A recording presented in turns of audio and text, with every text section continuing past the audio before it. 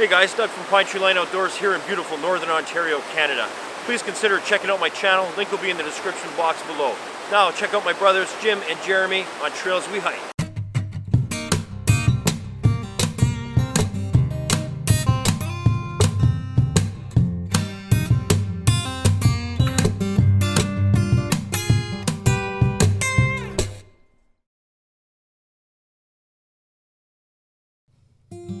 Hey everyone, welcome to another episode of Trails We Hike. We're out here in Bryce Canyon National Park today, heading out to Sunrise Point to see the canyon, discuss the Hoodoos, and get a bird's eye view of the famous Queens Victoria Trail. Okay, so day 3 here in Bryce Canyon. A little cold, but I think we're not going to see too many crowds because of that. A little early in the season, but I think we'll go ahead and come out here to Sunrise Point, and if it turns out to be too short of a trip, or we don't get to see too much, maybe we'll head out to sunset. See how this day plays out, because it's about 20 degrees right now. Good news is it feels like 12, so. The hike to Sunrise Point can hardly be called a hike at all. It's better described as a short walk, but what it lacks in distance, it more than makes up for in stunning landscapes. The trail at the rim of the canyon continues past Sunrise Point a half mile to Sunset Point and beyond. And from mid-April to mid-October, you can even board a shuttle that connects Sunrise and Sunset to the other two iconic vistas in the park, Points Bryce and Inspiration. Sunrise Point is also the trailhead for the Queens Victoria and Tower Bridge hikes, and the Fairyland Loop passes through here as well. Here's our first look at the unique landscape this canyon has to offer. Bryce Canyon National Park is actually not a canyon at all, but rather a series of natural amphitheaters crowded with hoodoos throughout. The hoodoos are formed by a process known as frost weathering. Being at high altitude in an alpine climate, it's a perfect spot for such a process to take place. Declared a national monument in 1923 by Warren Harding, it was designated as a national park only 5 years later in 1928. Well, we're almost up to Sunrise Point. It's just a little bit to you guys right there behind me. We're up here taking advantage of some of these amazing hoodoos out here that Bryce is famous for. What's a hoodoo? Hoodah? Hoodah?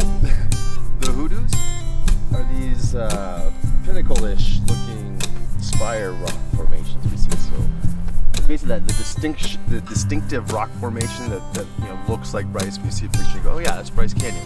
Probably because of the hoodoos.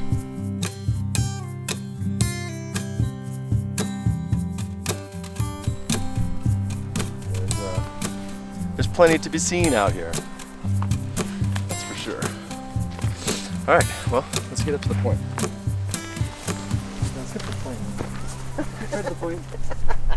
While Bryce doesn't get as many visitors as Grand Canyon or even Zion, it's still one of my favorite parks to visit. While many argue the remoteness lends a hand to the lower number of visitors, its location is one of the things I enjoy most. Driving up the mountain and into alpine woods, only to find bright orange hoodoos cascading down the side of a mountain.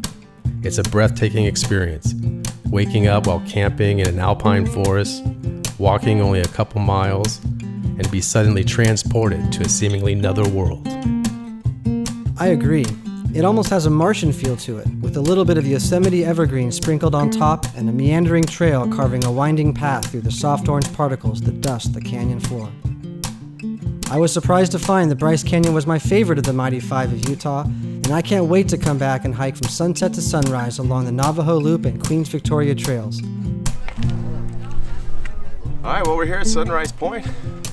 Obviously, it wasn't too far of a hike. It's kind of meant to be kind of a connector. You get the scenic view, this and the sunset, and you got the trails off of it. Kind of as we pointed out, the South Kaibab at Grand Canyon, the Queen's Garden is a very similar hike.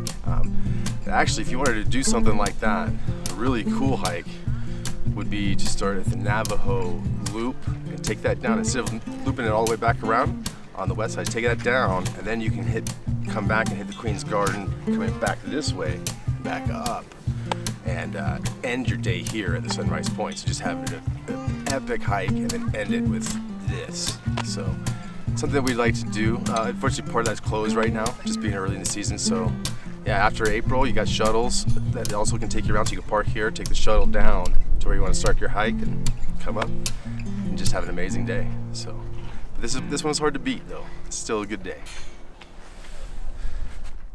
I'm Joanna. Yeah. And I'm Wilma. We're here from Canada. Oh, nice. We're the traveling toques, but I just put my toque away.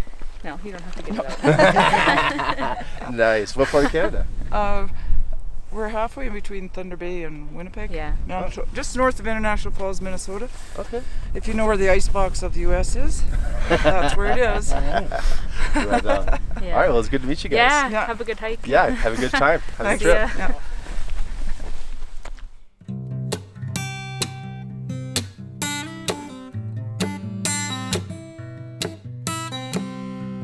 Thanks to all our neighbors north of the border who contributed to this episode, and thanks to all of you. We hope you enjoyed this trip, and be sure not to miss it when we come back for the next one. You can do that by clicking the bell to turn on notifications. Be sure to hit the thumbs up down there, and leave any questions or comments below. And, as always, if you haven't already, click subscribe to follow along with us on the trails we hike.